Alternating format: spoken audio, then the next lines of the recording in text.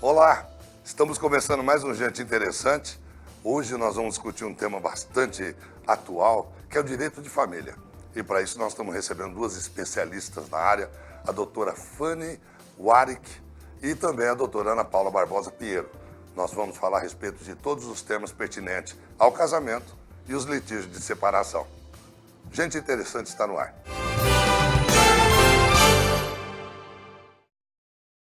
Eu quero agradecer a presença da doutora Fanny Warwick, que a partir de agora eu vou chamar de você, tá? Para não ficar muito formal, e também da doutora Ana Paula Barbosa Pinheiro, que também eu vou te tratar de você, se me permite. Eu também quero ser você para vocês. Veja, para a gente começar a falar a respeito de direito de família, o que você define como direito de família, Fanny? O direito de família é um conjunto de regras, de leis e entendimentos que regulamentam todos os direitos, deveres e obrigações da família como um todo, do núcleo familiar e dos ascendentes, descendentes e colaterais. Então, assim, o direito de família abrange todas essas questões. Ela não precisa necessariamente ser formal. Um casamento que tenha ocorrido em cartório, um casamento que tenha ocorrido também... Não, de forma alguma. Então, a união estável, hoje, ela tem... Quem vive em união estável tem todos os direitos, deveres e obrigações como se ele fosse casado no cartório, formalmente. Doutora Ana Paula, o que define uma união estável? Na verdade, a união estável, ela tem como característica ser pública, duradoura e com o objetivo de constituir família, né? Hoje a gente não tem um prazo mínimo para que seja reconhecida essa união estável, mas é importante que esses requisitos sejam atendidos. Eu entendo, mas existem tantas relações via internet, relações abertas, casais que moram em cidades diferentes, como a doutora Fanny falou quando está no Jovem, ou então até uma relação consensualmente aberta. E elas rezam dentro dos mesmos direitos, das mesmas prerrogativas e obrigações? Olha, se reconhecida que essa união foi estabelecida para se constituir família, não importa, inclusive, se residem ou não sob o mesmo teto, né? Mas é necessário que haja uma publicidade. E quando há publicidade, se consegue constituir provas de que aquilo lá é duradouro. E tem como objetivo constituir família. E que há envolvimento dos familiares ambos, dos dois né? lados. Exatamente. Tanto Não adianta um querer constituir a família e o outro não. Ô Fanny, o que leva, assim, o que mais procura vocês, quais os motivos mais que levam às separações? Em primeiro ponto, o que mais vocês constatam, os motivos que levam essa distensão a ponto de falar, vou pôr um ponto final no meu casamento? Olha, comigo, particularmente, o que mais tem levado à separação das uniões todas é a constituição de uma nova união. É a traição, não amo mais, eu vou casar de novo. Muitas vezes, quando nos procuram, já tem outra família constituída. Muitas vezes a mulher já até está esperando um bebê de outra pessoa. Acontece muito isso. O que mais acontece é com relação à traição. Isso é que define se for consensual ou litigiosa. Quando é imposta por uma situação de traição ou... Normalmente sim, mas não já tem casos que quando a mulher chega a trair o homem ou vice-versa, é porque a outra parte também já deu motivos. Então, pode haver um consenso nessa separação, apesar da traição. E o que você acredita, doutora Ana Paula, seja mais pelas desavenças, necessidades, ciúmes, ou às vezes por revanchismo? Não, eu vou me vingar, eu vou provocar, eu vou criar dificuldades. Onde que está o limite disso? Bom, o que eu ouço muito é a respeito do desgaste das relações mesmo interpessoais, e isso daí nem vale só para casamento, vale a relação do modo geral. Tenho feito muitos divórcios de casais com 20, 30 anos de casados, os filhos já nem estão mais em casa, eles já têm uma estabilidade financeira. Então, É uma matéria muito subjetiva, os motivos que levam exatamente a um ou outro pedir o divórcio. Mas dentre os que eu mais vejo é desgaste Da relação. da relação em si, agressão, que é Imperdoável, com certeza. no meu juízo, né, no meu humilde juízo de valores, eu acho que é o que tem de pior. De pior nessa relação. É. Doutora Fanny, o que define a pensão, o exercício da pensão após a separação, seja ela consensual ou não? O que define? Porque eu sei que tem homens que recebem de mulheres, enfim, como que é quantificado essa pensão? O que define, o que determina uma pensão, da obrigatoriedade ou não dela? Ó, a princípio, sempre é levado em conta um binômio, a gente sempre fala, né, que é o binômio necessidade e possibilidade. Isso tem que estar em equilíbrio. Quem precisa receber e quem pode pagar. Então, é feito um consenso aí. É feito tomado por base a possibilidade e a necessidade. Aí, existe a questão da mulher que se separa, mas vem aí de novo a questão da necessidade. Ela é uma pessoa jovem, ela é uma pessoa instruída, ela consegue se recolocar no mercado de trabalho, ou o marido nunca permitiu que ela trabalhasse e ela não tem uma formação. Então, a necessidade dela surge de toda essa análise. E a possibilidade é a pessoa que vai pagar o quanto ela ganha, o quanto ela pode dispor para pagar essa pensão. Isso falando de marido e mulher, ou mulher, ou homem, independente disso, porque os direitos são iguais, independente do sexo. A necessidade de quem vai precisar receber e a possibilidade de quem vai pagar.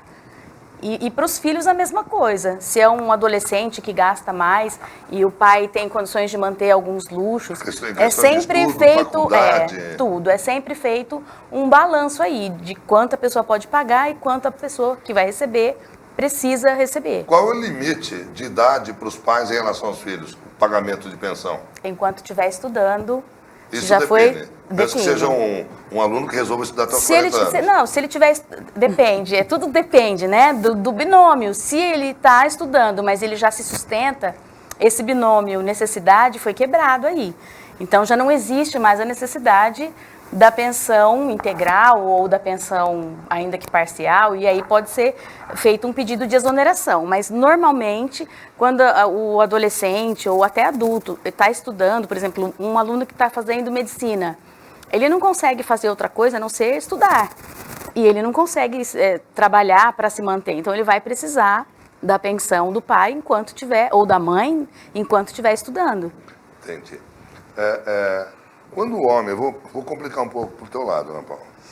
Quando o homem não consegue pagar, desempregado, ou enfermo, ficou doente, efetivamente comprovado, ou só se acidentou, ou vou falar uma pior, numa situação que ele seja um político honesto e tenha sido preso. Como é que fica a relação de pagamento? Nós temos aí 2 casos. Você me deu 3 vertentes, mas nós temos 2 casos. Quando a prisão é decretada, ela pode ser de 30 a 90 dias. Depois de você ser intimado para fazer esse pagamento em 3 dias, você pode apresentar uma justificativa, o devedor. Dentre essas justificativas, aparecem muito essas que você disse. Situações de Desemprego, enfermidade, prisão. No caso de desemprego, eu vou dizer, é muito difícil essa justificativa ser aceita. Quase nunca. Quase nunca. De desemprego. De desemprego. E como que ele faz? Ele arruma Tem uma que se virar. função, faz bico. um bico, eu ainda brinco, falo assim, vai pegar um lote para carpir, Exatamente. vai vender salgado na porta da igreja, igual a gente, né, vê que tem famílias que vão lá e vende produto e ganha dinheiro e cumpre com a obrigação alimentar. No caso de enfermidade, existe a possibilidade da suspensão da ordem de prisão, Entendi. mas não Da o obrigação. perdão da não. dívida Entendi. ou da obrigação de se pagar. Existe uma suspensão, porque são casos realmente excepcionais. No caso da prisão, aí já é um pouco mais complexo. Eu imagino que o preso não paga conta. Se o preso tiver trabalho registrado? Profissional, por exemplo. Formal, né? Formal. Isso. Ele vai receber do INSS um auxílio, Certo. que chama auxílio reclusão.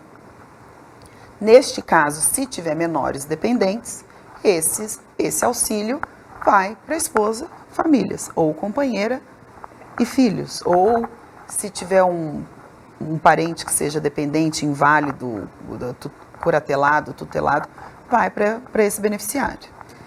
Se ele não tiver, aí depende mais do julgamento individual de cada caso. Entendi. No caso, eu me lembro da necessidade de alguns jogadores de futebol que ganhavam fortunas, eram empregados de clubes famosos, então as pensões eram baseadas em valores muito diferentes dessa época contratual, né? Mas eu quero que vocês me respondam isso depois do intervalo. Vocês estão vendo os créditos colocando aqui da doutora Fânia e da doutora Ana Paula, em que você pode enviar suas perguntas que serão encaminhadas. Entraremos em contato, com o maior prazer estaremos respondendo para você. Vamos para o intervalo, voltamos no minuto. Violência contra a mulher. Se você é vítima ou sabe de algum caso de violência contra a mulher, denuncie. Sua identidade será mantida em sigilo. A Lei Maria da Penha é rigorosa e pune a violência física, moral, psicológica, patrimonial ou sexual. Não se cale diante da covardia. Ligue 180, o telefone da esperança para a mulher vítima de violência. Seja sócio contribuinte da APAI. Ela precisa muito de sua ajuda. Colabore. Ligue 2136-1200.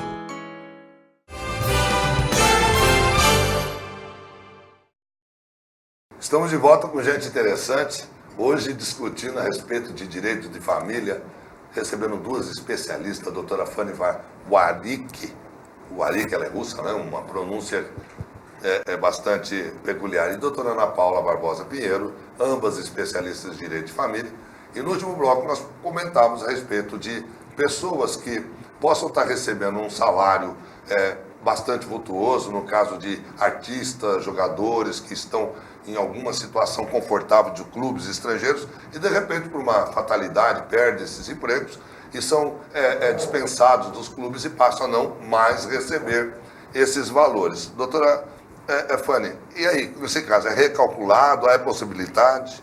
Sim, só que a primeira coisa que um alimentante, né, aquele que paga o alimento, se ele sofrer uma modificação na sua situação, na sua condição financeira, lembrando daquele binômio, né, a possibilidade aí foi quebrada, ele precisa imediatamente ingressar com um processo chamado ação revisional de alimentos, onde ele vai provar a atual situação financeira dele e tentar aí uma redução, e se tudo for comprovado, ele consegue a redução desses alimentos.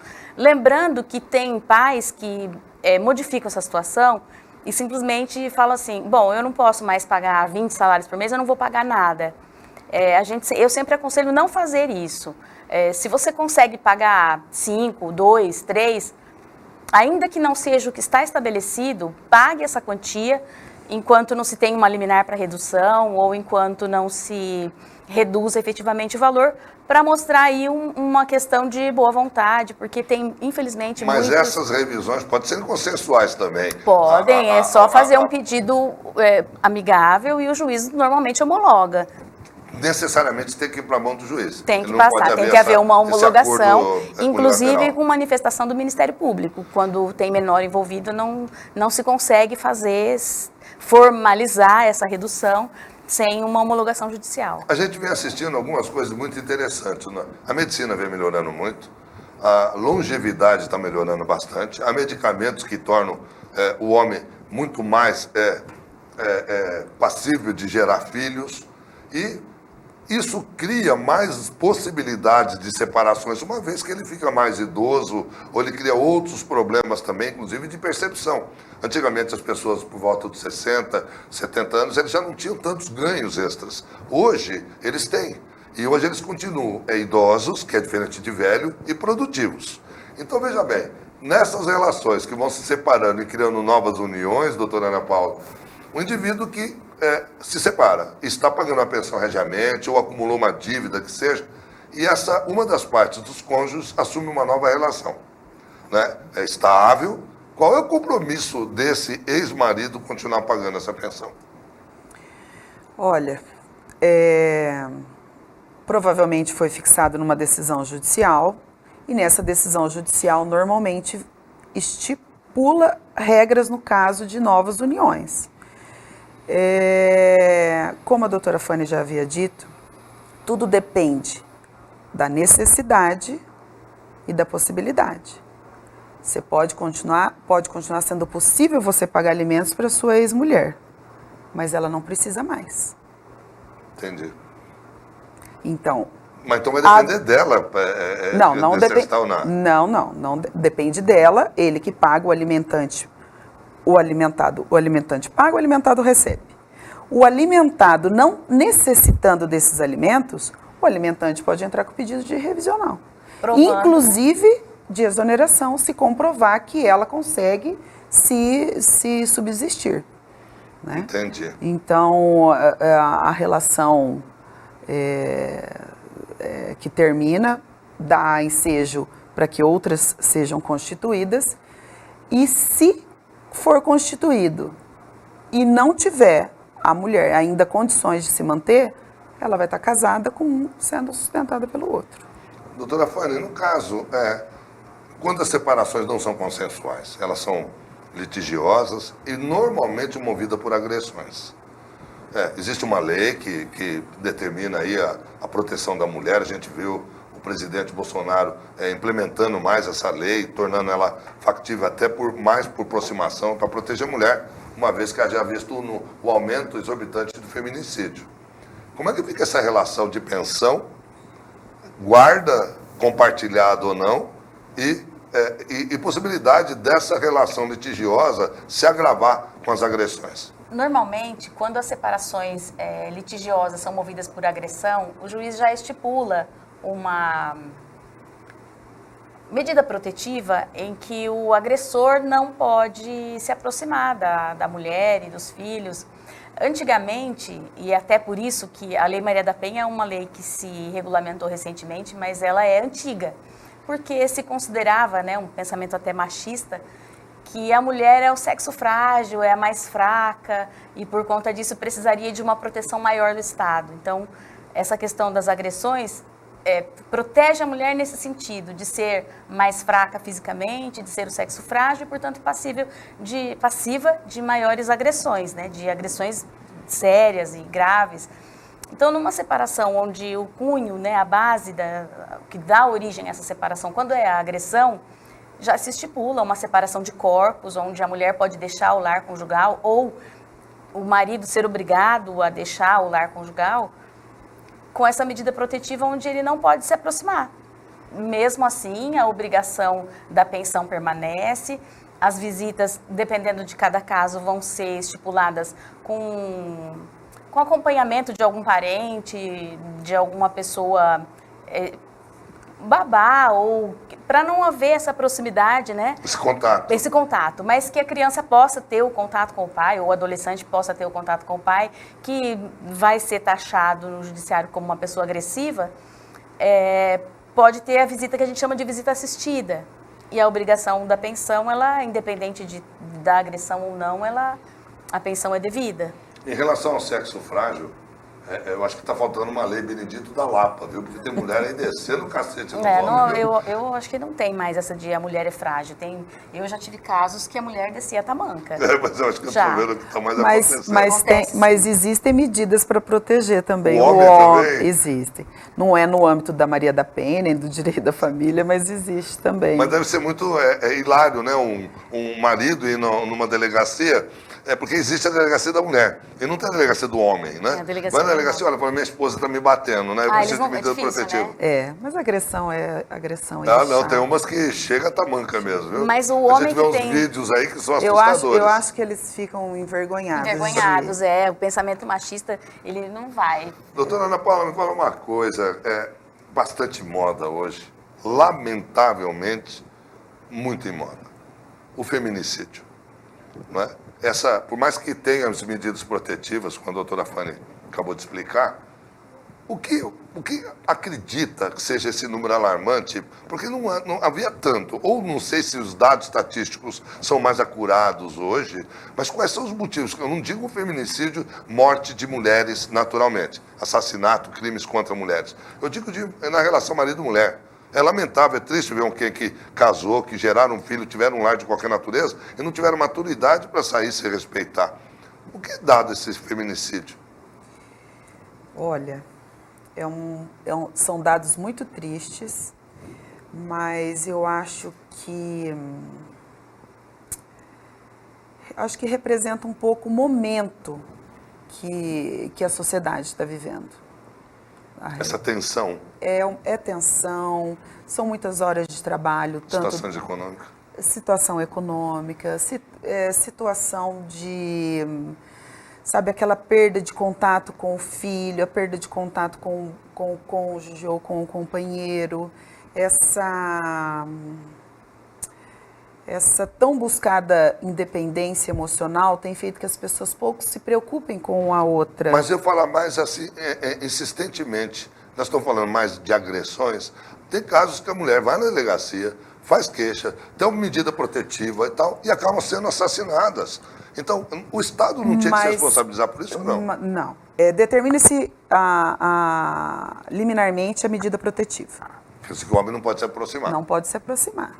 Ou tem dias específicos ou tem regras? Não, ele não pode se aproximar. De maneira alguma? De maneira alguma. A violação dessa protetiva, inclusive, é passível de prisão preventiva.